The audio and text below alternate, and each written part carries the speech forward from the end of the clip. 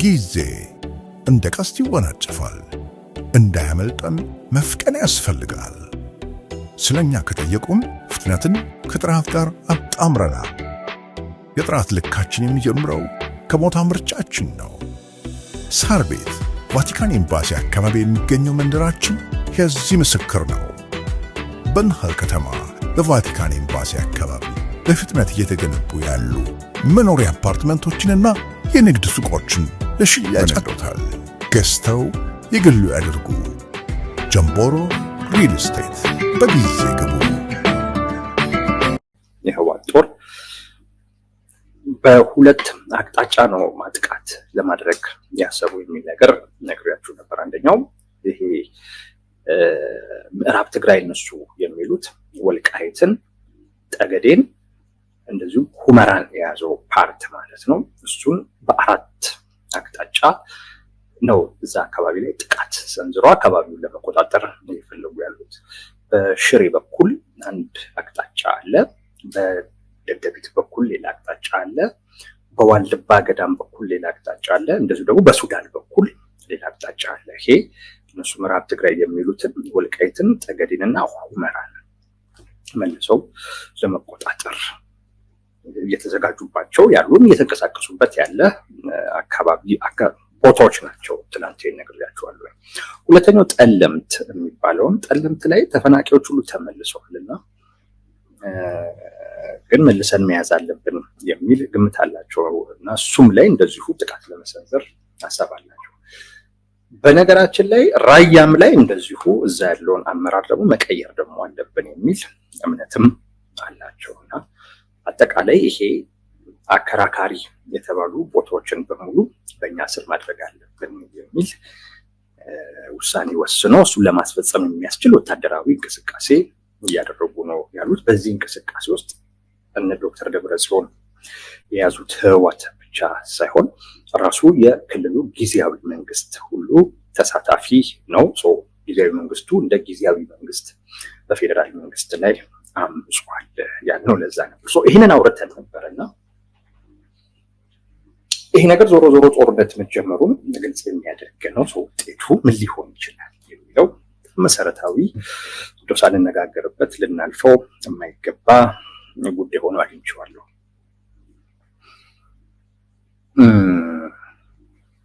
አሁን ያልኳችሁ የነገርኳችሁ ወታደራዊ እንቅስቃሴ ወዴት አይነት ጦርነት ያመራል? ይሄ እንቅስቃሴ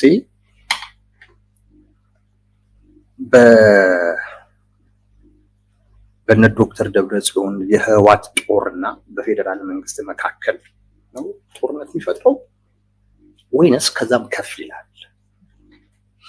ማለት ይሄ የጦርነት ጅማሬውን ጥቃት ቢሰነዝሩ የጦርነቱ ስፋት የት ድረስ ነው የሚለውን በደንብ ማየት የሚያስፈልግ ይመስለኛል። አሰላለፉን ካያችሁት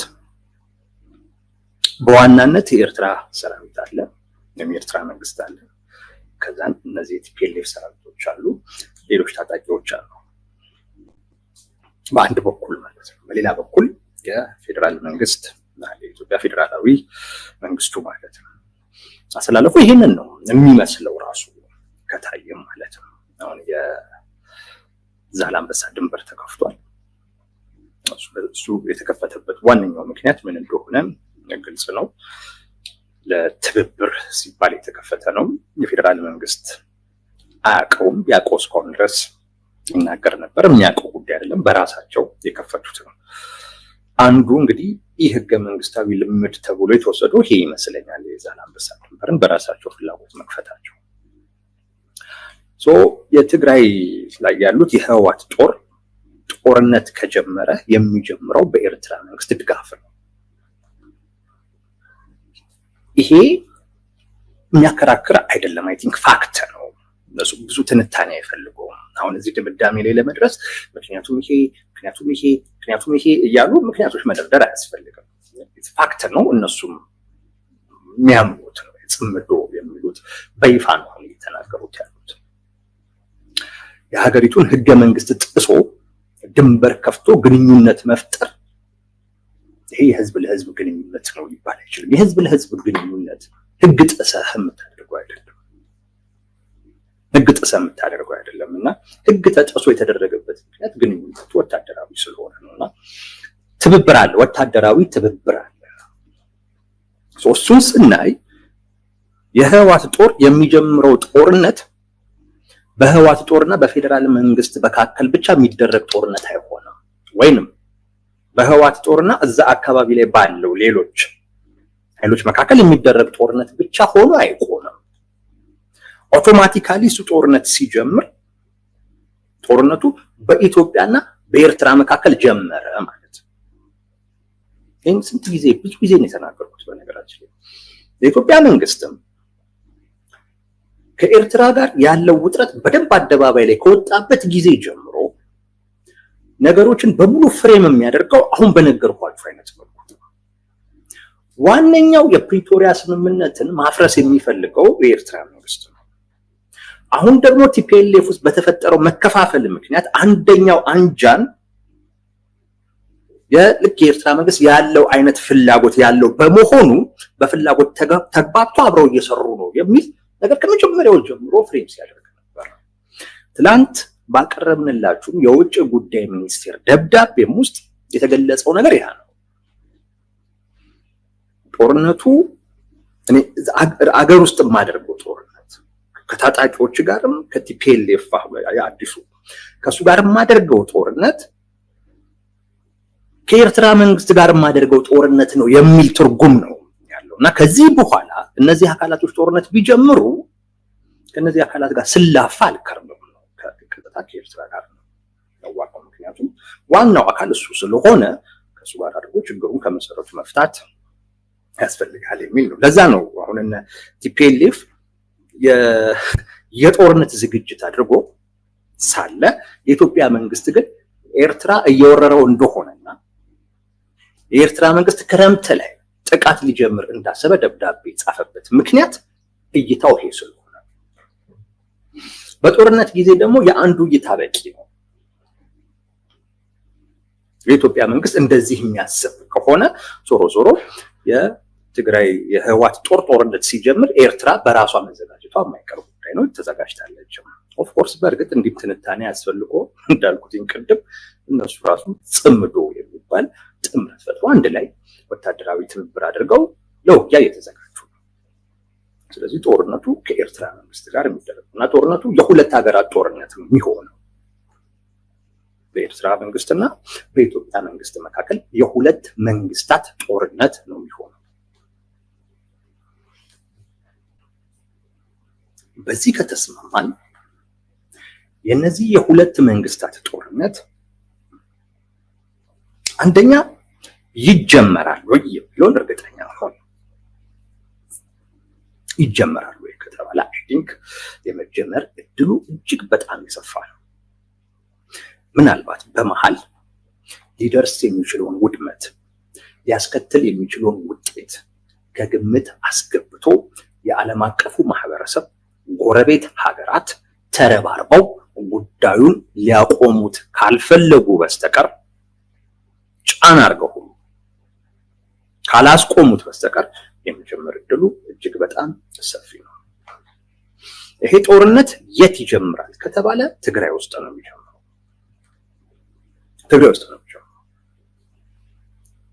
የኢትዮጵያ መንግስት የኤርትራ መንግስት ይሄ ጦርነት ከትግራይ እንዳይወጣ ከፍተኛ ጥንቃቄ ነው የሚያደርጉት። የኤርትራ መንግስት እዛው ትግራይ ላይ እንዲሆን ነው የሚፈልገው። እንደ ባፈር ዞን ስለሆነ ትግራይ መጠቀም የሚፈልገው። የኢትዮጵያ መንግስት ከትግራይ ወጥቶ ወደ አማራ ክልል እንዲሻገር አይፈልግም።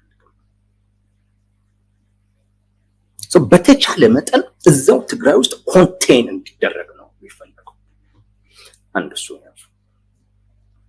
ሁለተኛው ትግራይ ውስጥ ሌላም ሰራዊት አለ ከቲዲኤፍ ውጪ ራሱን ትግራይ ፒስ ፎርስ የሚል ሰራዊትም አለ። ጦርነቱ ሲጀመር ይሄ ሰራዊትም መጀመሩ የማይቀር ጉዳይ ነው። አንደኛ የትግራይ ቲዲኤፍ የሚባለው አካል በወልቃይት በጠለምት ብቻ ይጀምራል ተብሎ የታሰበው ወደዛ መሄዱ የማይቀር ነው። የማይቀር ነው።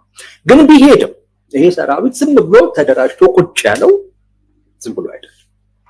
የራሱን የሆነ እንቅስቃሴ ማድረጉ የማይቀር ነው። ስለዚህ ቤትም አላችሁ ቤትም ጦርነቱ ትግራይ ውስጥ ነው ኮንቴን የሚደረገው፣ ከዛ አይወጣም። የኤርትራ መንግስት በፍጹም ከትግራይ ወጥቶ ወደሱ እንዲገባ አይፈልግም። የኢትዮጵያ መንግስት ከትግራይ እንዲወጣ አይፈልግም።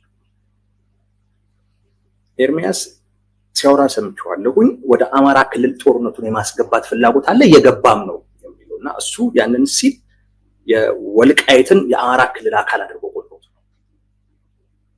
ኦፍኮርስ አሁን ላይ በዛ ነው። ነገር ግን ለቲፒኤልኤፎች ጦርነቱን ወደ ወልቃይት ማስገባት ማለት ወደ አማራ ክልል ማስገባት ማለት አይደለም።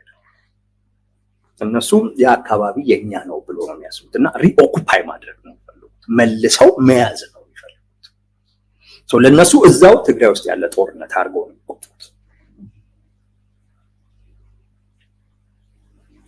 በተቻለ መጠን እዛው ትግራይ ውስጥ ነው ኮንቴን እንዲደረግ የሚፈልገው።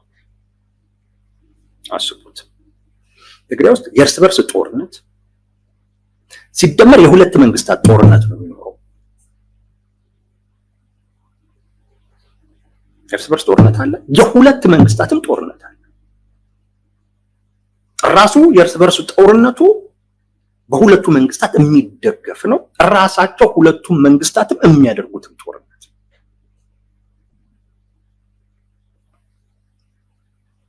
ይሄን አስቡና ትግራይ ውስጥ ሊፈጠር የሚችለውን ውድመት ብቻ አስቡት። ትግራይ ውስጥ ሊፈጠር የሚችለውን ውድመት። ከዛ በኋላ ከዛ ውድመት ውስጥ የነ ዶክተር ደብረጽዮን ህወሓት ተርፎ ሲወጣ አስቡት። አንዱ አሁን ለተፈጠረው በህወሓት ውስጥ ለተፈጠረው መከፋፈል የጦርነቱ ውጤት አስተዋጽኦ አለው። የቀደመው ጦርነት ብዙውን ጊዜ ከአንድ አውዳሚ ጦርነት በኋላ የትኛውም ጦርነት በኋላ ብዙ ጊዜ የሚፈልገውን ውጤት ያላገኘ አካል እርስ በርስ መካሰስ ይጀምራል እና ይከፋፈላል። የተለመደ ነው ይሄ። ውጤት ጠፍቷል ብቻ ሳይሆን በቲፒኤልኤፍ በኩል ራሳችንን በራሳችን ለማስተዳደር ስንል ነው ወደዚህ ጦርነት የገባ ነው ብለው ጭራሽ እላያቸው ላይ ሸዋሚ ሻሪ ነው የሰየሙት ጠቅላይ ሚኒስትሩ። በጦርነቱ እናመጣዋለን ወይም እናስጠብቀዋለን ያሉትን ውጤት አላመጡም። በአካባቢም ያነሰ አካባቢ ነው የያዙት፣ ከጦርነቱ በፊት ከነበራቸው ያነሰ። በስልጣንም ከጦርነቱ በፊት ከነበራቸው ያነሰ ስልጣን ነው ያገኙት። እነሱ በጦርነቱ ማሸነፍ ሲያቅተው ይላሉ እንጂ ቶታሊ ነው የተሸነፉት። በቃ መሸነፍ ማለት በፊት የነበረህን በሙሉ ማጣት ማለት ነው። ሙሉ የትግራይ ቁጥጥር ነበራቸው፣ ይሄ ምዕራብ ትግራይ ጨምሮ። እነሱን ራሳቸው እኮ እንደሚሉት እኮ ትልቅ ቦታ እኮ ነው፣ 40% የሚሆኑ አጥተዋል። ትግራይ ላይ መንግስት ነበሩ 99% የተመረጡ፣ በኋላ ግን የጊዜያዊ መንግስት አካል ነው። ምን ነው ያገኙት? እና ያ ሽንፈት ከፋፍሏቸዋል። ትግራይ ውስጥ የተፈጠረው ውድመት ተጠያቂነት ይምጣ አይምጣ በሚል እንደዚህ መሆን አልነበረበትም መሆን ነበረበት በሚል ክፍፍል ፈጥሯል። አሁን ሁለተኛ ውድመት ትግራይ ውስጥ ይከሰት ደግሞ እንደዚህ አይነት ክፍል መፈጠሩ አይቀርም።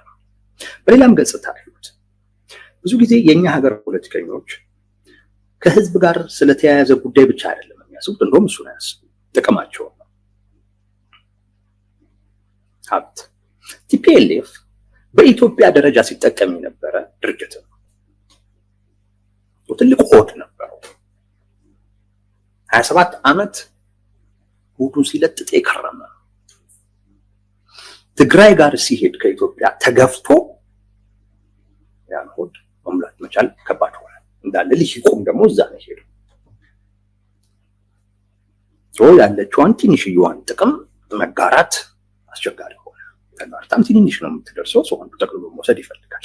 ይሄ በራሱ ሽኩቻ ይፈጥራል፣ ክፍፍል ይፈጥራል። ትግራይ ሲወድም አሁን በንጽጽር ደግሞ ያለውም ሀብት እንደዚሁ ነው የሚጠፋው። ስለዚህ ቲፒኤልኤፍ ወደ ሞቱ ነው እየሄደ ያለው የምንልበት አንዱ ምክንያት ይሄ ነው። ትግራይን የሚያወድም ጦርነት ነው። እነሱ ይህን ጦርነት እናሸንፋለን ብለው ነው የሚያስቡት፣ ግን በፍጹም አይሆንም። እዛው ትግራይ ውስጥ ኮንቴን የሚደረግ ጦርነት ከዛ አይወጣም። ትግራይን ነው የሚያወድመው። የሚያሳዝነው ራሱ ወደ ሞቱ እየሄደ ብዙዎችን ሊገል መሆኑ። አሳዛኙ ነገር እሱ ነው። በነገራችን አንዱ ይሄ ነው። አይ ከኢትዮጵያ ይወጣል ብሎ የሚያስብ ካለ ለዛ የሚያቀርበው ምክንያት ሊኖር ይገባል ማለት ነው። አንዱ ልትወያዩበት የምትችሉት እሱ ነው። ኖ ቴዲ ተሳስተሃል፣ ጦርነቱ ከትግራይ ይወጣል፣ ለምን እንዲህ ብላችሁ የራሳችሁ ውይይት ልታደርጉበት ምክንያቶች ልታቀርቡበት ትችላላችሁ። እኔ ግን እንዳልኳችሁ ራሱን ቲፒኤፍ የሚል እና ህወሓትን ማጥፋት ግዴታ አለብኝ የሚልና ጦርነቱን ማስቀረት የሚፈልግ ሰራዊት ነው። በነገራችን እሱ አለ። እሱ መግባቱ የማይቀር ነው። ሌሎች ሚሊሻዎች አሉ። የተከዜ ዘብ የሚባል አለ፣ መከላከያ አለ። በዛም እንደዚሁ በአፋር በኩል። ስለዚህ በተቻለ መጠን ጦርነቱ ትግራይ ውስጥ ነው ኮንቴን እንዲደረግ የሚፈለገው። የፌዴራል መንግስት ብዙም ወደ ትግራይ የመግባት ፍላጎት ላይኖረው ሁሉ ይችላል። ነገር ግን ራሱ የሚገባ ቲፒኤፍ የሚባል ፎርስ አለ። እሱን ሊያግዝ ይችላል። ትግራይ ውስጥ ከባድ ሊባል የሚችልና ትግራይን የሚያወድም የእርስ በርስ ጦርነት፣ የሁለት መንግስታት ጦርነት ይኖራል። ይህን ያሰቡበት አይመስለኝም። ከዛ ውድመት በኋላ ቲፒኤልኤፍ ልክ እንደመጀመሪያው የጦርነት ውድመት ተርፌ እወጣለሁ ብሎ ሊያስብ ይችላል። ምክንያቱም ሰዎቹ ምንም ነገር ነው የሚያስቡት። ግራ ነው የሚገባኝ። አስተሳሰባቸው እንዴት እንደሆነ ግራ ነው። ስሜት ውስጥ ስላሉ እኔ መጨረሻ አማራጫችን ነው ብሎ ስለሚያስቡ የፈለገው ይምጣ ብለው እንጂ ይሄ ሳይገነዘቡት ሳይረዱት ቀርቶ አይመስለኝም። ኤኒዌይስ አንዱ ይሄንን ያዙት እንዳይረዝም ጦርነቱ ከተጀመረ ማለት ነው። ከተጀመረ በኋላ ደግሞ እንግዲህ ሊኖር የሚችለው ውጤት አሸናፊ እና ተሸናፊ ይኖረዋል ወይ ነው አንዱ። እሱ ከኖረው አሸናፊና ተሸናፊ ከኖረው በድርድር ካለቀ በጣም ከተራዘመ በእነዚህ በሶስቱም እናየዋለን። አሸናፊና ተሸናፊ ካለው ብለን ደግሞ ነው አሸናፊና ተሸናፊ ካለው ያ ማለት ኤርትራ የኢትዮጵያን መንግስት ካሸነፈች ወይም የኢትዮጵያ መንግስት የኤርትራን መንግስት ካሸነፈ እንደማለት ነው። ሞስት ፕሮባብሊ የኢትዮጵያ መንግስት አይሸነፍም። ሞስት ፕሮባብሊ ሊሸነፍ የሚችለው የኤርትራ መንግስት ነው። ይሄ ኢትዮጵያዊ ስለሆንኩና ለኢትዮጵያ ስለማደል አይደለም። እንደዛ እንዳታዩት ምክንያት ይነግራችኋለሁ። በደንብ ብትወያዩበትም ደስ ይለኛል። አሁን ባለው ሁኔታ የኢትዮጵያ መንግስት ተሸነፈ ማለት የኢትዮጵያ መንግስት በሌላ አዲስ መንግስት ይተካል ማለት አይደለም። የኢትዮጵያን መንግስት ሊተካ የሚችል አማራጭ የሆነ ኃይል ወይም ስብስብ የለም። በዚህ እንተማመናለን። የለም እስካሁን ተቋሚውም እንፍጠር ነው እያለ ይሄ በሌለበት አይነት ሁኔታ አሁን ያለው ማዕከላዊ መንግስት ተሸነፈ ማለት ኢትዮጵያ ወዴት ነው የምትሄደው የሚለውን እንድታዩት ነው እና የኢትዮጵያን ሽንፈት ነው የምላችሁ። ወይ ሊቀበል የሚችል ኢትዮጵያዊም የለም፣ ሊቀበል የሚችል ጎረቤት ሀገር የለም። ኢቭን ኤርትራ ብትቀበሉ ሁሉ አይመስለኝም። ሊቀበል የሚችል ዓለም አቀፍ ማህበረሰብ የለም። ተረባርበው የኢትዮጵያ መንግስት የማይሸነፍበትን አይነት ሁኔታ ይፈጥራል። የኢትዮጵያ ህዝብ ያለ መንግስት በጣም ነው መኖር የሚፈራው። ማለት በደመ ነፍስ አንድ እውቀት አለ። በደመ ነፍስ መንግስት እንዲኖር እንፈልጋለን። ይሄ አብዛኛው ህዝብ ጋር ያለ እውቀት ነው። በደመ ነፍስ ያልኩትኝም ሁሉም በምክንያት ተንትኖ ስለማያስረዳው ግን ሁሉም ሰው ፊልም የሚያደርገው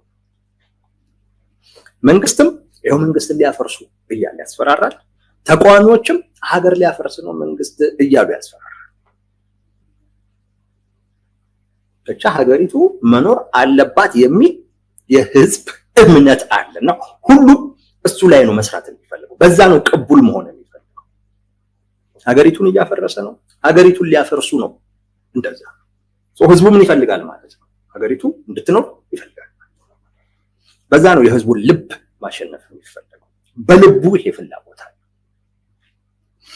ኢትዮጵያ ደግሞ እንድትኖር ማዕከላዊ መንግስት ያስፈልጋል። ወደድንም ጠላንም ማዕከላዊ መንግስት ያስፈልጋል። ማዕከላዊ መንግስት ከሌለ ኢትዮጵያ ውስጥ ከባድ ሊባል የሚችል የእርስ በርስ ጦርነት ነው ሊከሰት የሚችል። ከባድነቱንም በኋላ አሳያቸዋለሁ። ግን ማዕከላዊ መንግስት የግድ አስፈላጊ። አሁን ኢትዮጵያ ያለችው መንግስት ስላለ ይሄ መንግስት ባይኖር ኢትዮጵያ አትኖርም ወይም በጣም ከባድ ሊባል በሚችል እልቂት ውስጥ ነው የምታለው። ሁሉም የየራሱን ትጥቅ በያዘበት አይነት ሁኔታ ብሔርተኝነት እንዲህ በሆነበት አይነት መልኩ የዓለም ማዕከላዊ መንግስት ኢትዮጵያ ልትቀጥል አይችልም። በኢህአዴግ ጊዜ ራሱ እንኳን የቀጠለችው ኢትዮጵያ ፓርቲውን ጠርንፎ መያዝ የቻለ ህወሓት የሚባል ስብስብ ስለነበረ አሁንም ደካማም በለው ጠንካራም በለው ይሄ መንግስት ስላለ ነው ኢትዮጵያ ያለችው። ይሄ መንግስት የለም ማለት ማዕከላዊ መንግስቱ የለም ማለት ነው። እያንዳንዱ በብሔሩ ተካፍሎ እርስ በርስ መጋጨት ነው። አማራ ከትግራይ ጋር፣ አማራ ከኦሮሚያ ጋር እንደዚህ ሁሉ በሚዋሰኑ አይነት መልኩ መፋጀት እንጂ ሁሉም እየራሱን ችሎ ሀገር አይደለም የሚሆነው። ኢትዮጵያ ስትፈርስ ማዕከላዊ መንግስቱ ሲፈርስ የተለያዩ ሀገራቶች አይፈጠሩ። ከባድ የሚባል የእርስ በርስ ጦርነት የሚፈጠሩ ይሄ ሊፈጥር የሚችለውን ማህበራዊ ቀውስ፣ ቀጠናዊ ቀውስ ምናምን እሱ አንድ አስቡት። ግን ሌላው ልክ ማዕከላዊ መንግስቱ እንደፈረሰ እና በብሔር አንዱ ላይ መነሳት የጀመረ ጊዜ አንዱ አንዱን ለማዳከም እና አንደኛው የሌሎችን አጋር ለማግኘት የብሔር አጀንዳ የፖለቲካ አጀንዳ መሆኑ ይቀርና የሃይማኖት አጀንዳ የፖለቲካ አጀንዳ ሆኖ ይነሳል። ዓለም የሚያውቀው እና የሚፈራው ነገር እሱ ነው። ኢትዮጵያ ውስጥ ሁለት ነገር ነው የሚያገናኘው። አንዱ የብሔር ነው፣ ሌላኛው የሃይማኖት ነው። እነዚህ የብሔርና የሃይማኖት ቅራኔዎች ናቹራል ቅራኔ ናቸው በኢትዮጵያ ፖለቲካ ውስጥ። ናቹራል የሚባል ሌላው ይሄ የመደብ የአስተሳሰብ ምናምን የሚባለው አርቲፊሻል ነው፣ ከጊዜው በኋላ የመጡ ናቸው። ናቹራል የሚባለው ተፈጥሯዊ የሚባለው የኢትዮጵያ የፖለቲካ ቅራኔ ከብሔር ጋር እንደዚሁም ከሃይማኖት ጋር የተያያዘ ነው። አንዱ አንዱን ለማሸነፍ ልክ ማዕከላዊ መንግስቱ ሲነሳ እያንዳንዱ ብሔር የየራሱ ሰራዊት ይዞ ነው የሚነሳው። አንዱ አንዱን ለማሸነፍ ሲል አጋር መፍጠር ያስፈልገዋል። አንዱ አንዱን ለማሸነፍ ሲል ያኛው ጠላቱን መነጠል ያስፈልገዋል። ይሄን ለማድረግ ከብሔር ተሻጋሪ የሆነ አጀንዳ ሊሆን የሚችለው ሃይማኖት ነው። ከብሔር ያለፈ ጥምረትን ሊፈጥር የሚችል ሃይማኖት ነው። ሃይማኖት አውቶማቲካሊ የፖለቲካ አጀንዳ ይሆናል። አጠቃላይ ኢትዮጵያ ውስጥ ሃይማኖት የፖለቲካ አጀንዳ ሆነ ማለት ለማን ምቹ ሁኔታ ይፈጠርለታል ነው። እንትን አስቡት። እዚህ አካባቢ ላይ ቀጠናው ላይ ሃይማኖትን መሰረት ያደረጉ በዓለም አቀፍ ደረጃ አሸባሪ የተባሉ ቡድኖች ይንቀሳቀሳሉ። እና አልቃይዳ፣ አልሲሲ፣ ማነው አይኤስ እንደዚሁም አልሸባብ። የሃይማኖት አጀንዳ ተነሳ ማለት ለማን ፈርታይል ግራውንድ እንደሚፈጠር አስቡት።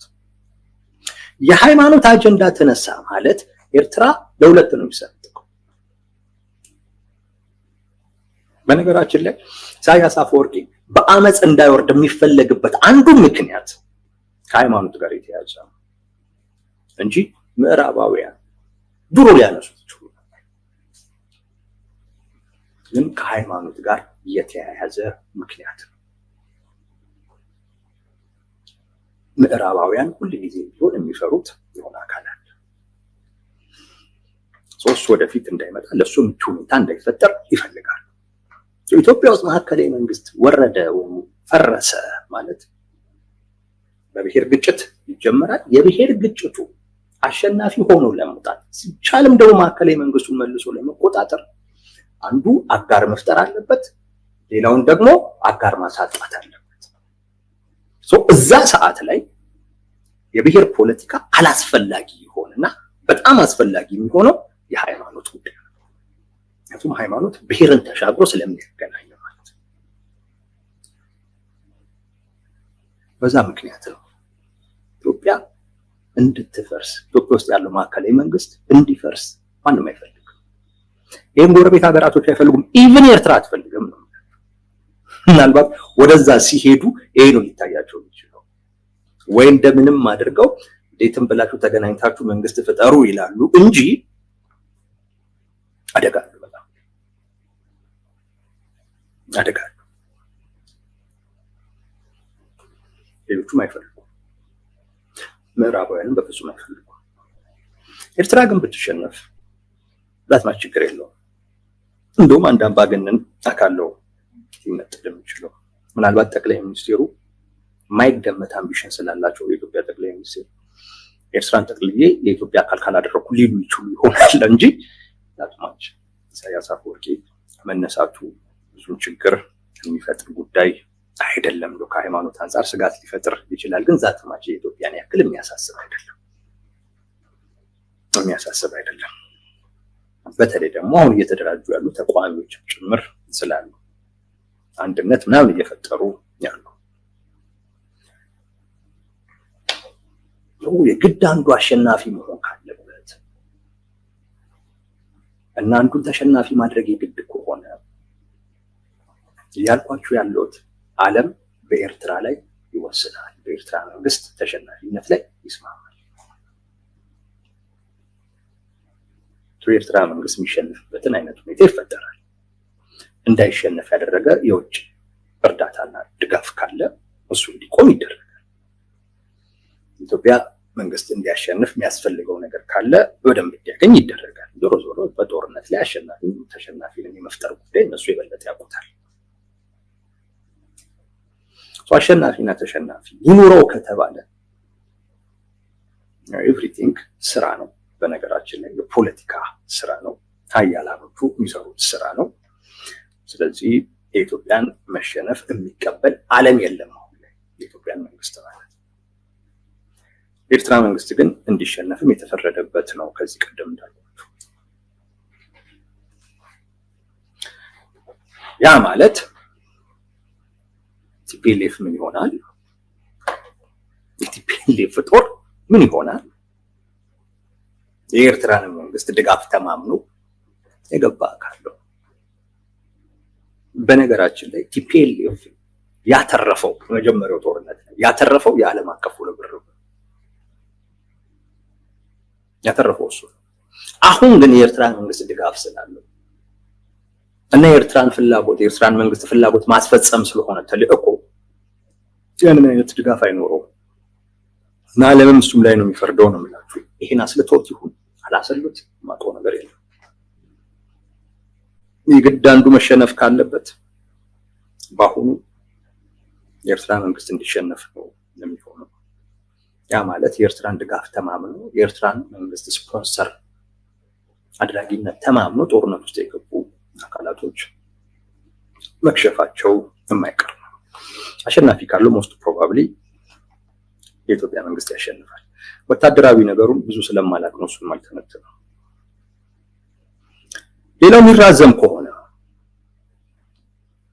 እንደው ከዛ በፊት በድርድር የሚፈታ ከሆነ ማለት አሸናፊና ተሸናፊ መፍጠር አስቸጋሪ ከሆነ የግድ ዓለም አቀፉ ማህበረሰብ ጫና አድርጎ ሁለቱን አደራድሮ ቢያንስ ለጊዜው ሰላም እንዲወርድ ሊያደርግ ይችላል።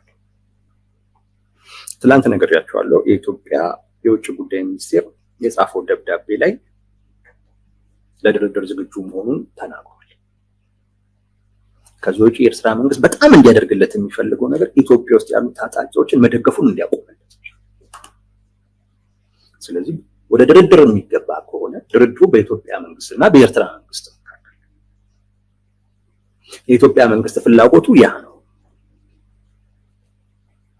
የኤርትራ መንግስት ደግሞ ይህን ይክዳል እንጂ በድርድር ወቅት ላይ አያደርጋለሁ ብሎ ሊቀጥል አይችልም። አላደርግም ብሎ ነው ሊክድ የሚችለው። ኤኒዌይስ እነሱ ተደራደሩ ማለት የነ ቲፒኤልኤፍ ዕጣ ፈንታ ምንድን ነው የሚሆነው? ይህንን አስልተውታል። ለዛ ነው ወደ ሞቱ እየገሰገሰ ነው የሚላችሁ። ጦርነቱ ቢጀመር ጦርነቱ የሚደረገው ትግራይ ውስጥ ነው። እዛ የሚፈጠረው ውድመት ቲፒኤልኤፍን የሚገል ነው። ጦርነቱ አሸናፊና ተሸናፊ ይኖረው ከተባለ ዓለም በኢትዮጵያ መንግስት አሸናፊ እንዲሆን ይስማማል። ቲፒኤልኤፍ ወደ ሞቱ ነው እየገሰገሰ ያለው። ምክንያቱም ከተሸናፊው ዓለም ከሚፈርድበት አካል ጋር ነው ያለው። በድርድር የሚለቅ ከተባለ የሚደራደሩት የኢትዮጵያ መንግስትና የኤርትራ መንግስት ናቸው። የኢትዮጵያ መንግስት ደግሞ ችግር የለበትም። አንዳንድ ጊዜ አንዳንድ ነገሮችን ይሰጣል። ድርድሩንም በጣም ይፈልጓል እነሱ ለመናገር። በዛውም የባህር በር ነው ጉዳይ ለማንሳት። ስለዚህ እዛን ሰዓት እነዚህ ሁለቱ አካላቶች ሲነጋገሩ ዲፕሎማሲያዊ ቆረጣን ያልኳችሁ ለዛ ነው። እነ ቲፒኤልኤፍ ምንድነው የሚሆኑት? ምን አማራጭ ይዘዋል? ሌላኛው ጦርነቱ የሚራዘም እስከሆነ፣ ጦርነቱ ደግሞ ከተራዘመ በጣም ደግሞ የሚያሳስበውና ሞስት ፕሮባብሊ ይሆናልን ብዬ ማስበው ይሄንን ነው። ጦርነቱ የሚራዘም ከሆነ አሸናፊም ተሸናፊም ጠፍቶ የሚራዘም ከሆነ ውድመቱ እየቀጠለ ነው የሚሄደው። ግን በጣም ከምንም ነገር በላይ ግን አሳሳቢው ያው ትግራይ ውስጥ ቅድም እንዳልኳችሁ የእርስ በርስ ጦርነት ስለሆነ የሚሆነው በጣም አእምሮ ውስጥ የሚመላለሰው ትግራይ ሁለት ቦታ ይከፈላል። ሁለት ቦታ ይከፈላል እንዳይመስላችሁ። ትግራይ ላይ ያለው አሁናዊ ሁኔታ ትላንት የነበረው አይነት ነገር አይደለም። ያ የሚገርም ነው ሲባልለት የነበረ ብሔርተኝነት ፈርሶ በአውራጃዊነት ተቀይሮ ፖለቲካው ወታደራዊው እሱን አይነት ገጽታ ተላብሷል። ብዙ አይነገርም እንጂ በጣም አውራጃዊነት ተንትምሯል። በነገራችን ላይ ድሮም የነበረ ነው። የሆኑ አካላቶች ከኢትዮጵያ ጋር የመሆን ፍላጎት ወደዚህ የማድላት ነገር አላቸው። የሆኑ አካላቶች ራሳቸውን ከኤርትራውያን ጋር አያይዞ የማየት ነገር አላቸው። ለዛ የሚቀርቡ ማለት ነው። ትግራይ ውስጥ እንኳን በአካባቢ ነው የሚነገረው። ተንቤን፣ አድዋ ምናምን እንዲህ እየተባለ ማለት ነው። ኢቭን የ1983 ነው 93 የህዋት ክፍፍል እሱ ራሱ አውራጃዊ መልካም ነው የሚባለው። እንደዛ ነው የሚባለው። እነዚህ አብራ ወደ ደቡቡ ናቸው። በዛ ነው ኤርትራን ኢሳያስን ካልጣለን የባህር በር ካልያዘን ሲሉ የነበረው እነ መለስ ዜናዊ አድዋ ናቸው። እነሱ ደግሞ የኢሳያስ መንግስት እንዲኖር ይፈልጋሉ። ዝምድናም አላቸው ያጎት ልጅ ምናምን እንደዚህ በሚል እና ይሄ የአውራጃዊነት ስሜት ከድሮ ጀምሮ የነበረ ነው። ስልጣን ሸፍኖት የነበረ ነው። ስልጣኑ ሲጠፋ ገለጥ ገለጥ ገለጥ እያለ አሁን ሊያዋጋ ደርሷል። ያ ማለት የኢትዮጵያ መንግስት ደቡቡን ይዞ የኤርትራ መንግስት ሰሜኑን ይዞ እንደገና ትግራይ ለሁለት ልትከፈል የምትችልበት እድል አለ። ለዛ ነው እነዚህ ሰዎች ወደ ሞታቸው ነው እየገሰገሱ ያሉት። ታላቋን ትግራይ እንፈጥራለን ብለው ጭራሽ ትግራይ ሊያጠፏት።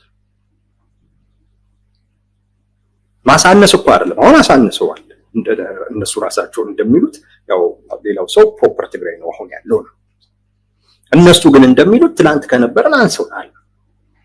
አሁን ደግሞ ጭራሽ ሊያጠፉት ነው። ልክ አፄ ሚኒሊክ ከመረብ ምላሽ ተመልሰው አንድ የነበረውን የትግራይ ማህበረሰብ ሁለት አድርገው እንደከፈሉት ብለው እንደሚያወሩት እነሱ ማለት ነው። እነሱ እንደሚተርኩት አሁንም አብይ አህመድ እንደዚህ አድርጎ ያንን ወደዚህ ይሄንን ወደዚህ አድርጎ ትግራይን ከፈለ ደግሞ የሚል ትርክት ሌላ ደግሞ ሊፈጥሩ ነው። ከታላቋ ትግራይ ትርክት ተከስክሰው ማለት ነው። ታላቋን ትግራይን እንፈጥራለን ያሉ አካላት ትግራይን እየወደሙት። እና አቶ ጌታቸው ረዳ እንደ ኩርድ እንዳልሆን እንፈራለን ያሉበት አንዱ ምክንያት ይሄ ነው። ይሄንን አስተሳሰብ አቶ አማኑኤል አሰፋ የህወሓት ምክትሉ አሁን ይስማማበታል። ትግራይን እንደ ኩርድ ላለማድረግ ነው የምንዋጋው ነው እሱ። ጌታቸው ትግራይን እንደ ኩርድ ላለማድረግ ነው ሰላም ላይ አተኩረን የምንሰራው ነው። መዋጋት ግን ትግራይን እንደ ኩርድ ያደርጋታል። ኩርድ ማለት የተለያየ ሀገራት ላይ የተበተነው ህዝብ ላይ የተከፋፈለው ማለት ነው። ቱርክ ላይ ያሉ፣ ሰርቢያ ላይ ያሉ፣ አርሜኒያ ላይ ያሉ፣ ስለዚህ ወደ 4 ነው ወደ 5 ሀገራቶች ውስጥ ነው ያሉት ኩርዶች አንድ ህዝብ ናቸው። የራሳቸው ኩርድ የሚባል ሀገር የላቸውም። ቱርክ ውስጥ አሉ፣ ኢራን ውስጥ እንደዚህ ያሉ፣ ሶሪያ ውስጥ እንደዚህ ያሉ፣ እንዲህ ተከፋፍለው ተበታትነው ነው።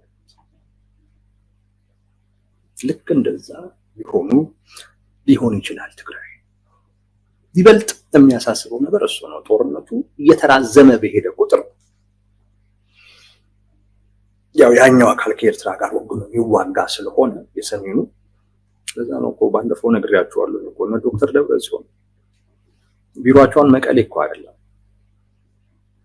አድዋ ነው። አመራር የሚሰጡት ምን የሚሉት ከአድዋ ነው ከመቀሌ አይደለም። የመቀሌ ወጣት ከነሱ ጋር እንደማይሆን እንትን ብሏል።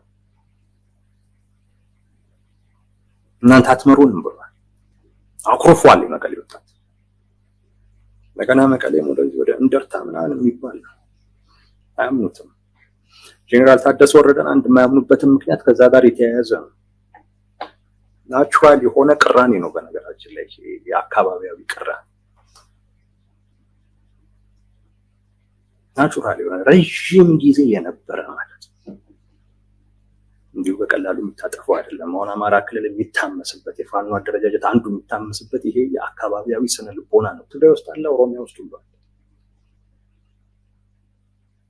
እንደውም ፖለቲካውን በዛ አይነት ረገድ መተንተን በትክክለኛ ግምት ያቀርባል።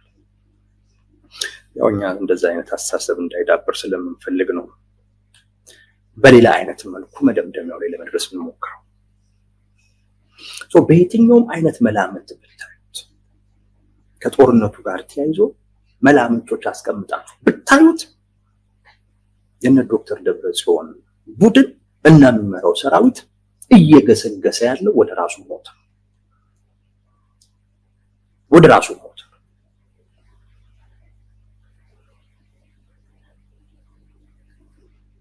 የነ ዶክተር ደብረጽዮን ቡድን አሁን እንደው በፌደራል መንግስትና በኤርትራ መንግስት መካከል ልዩነት ስላለ ነው እንጂ ለሁለቱም አካላት እኮ ስጋት ተደርጎ የሚታይ ስብስብ ነው።